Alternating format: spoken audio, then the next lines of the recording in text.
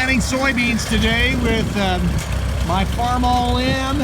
This is the one I was going to cannibalize, but it had power steering, some other nice features, but it turned out to be too nice for me, so I fixed it up and it's running good. It's got power steering, so that's why I'm using it with the drill here. It makes it easier to turn.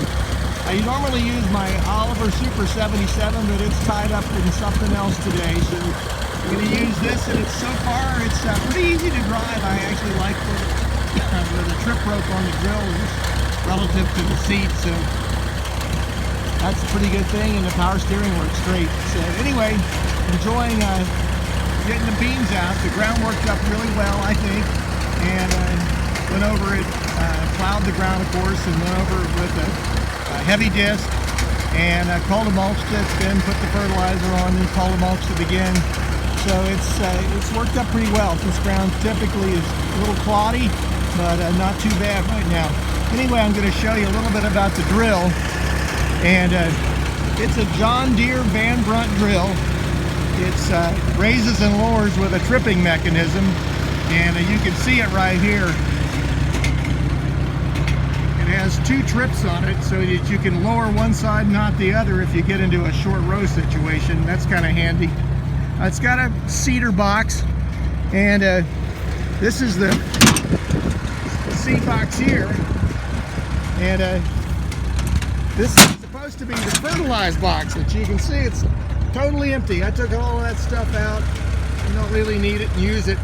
One of these days I think I'll probably put a board in the bottom of it and drill a hole through the to the grain box, and I increase the capacity of this thing. But at any rate, has an old style disc openers, and does a pretty good job. I probably ought to color pack this field, but anyway, I don't do it. I get over with it, and it seems like it produces just as well that way. The thing is has 15 by 7 inch spacing, so it has 15 spacers and 7 inches apart, and it looks like to me it covers about roughly 10 feet, or a little less maybe. You have to overlap the wheel to get it to cover right.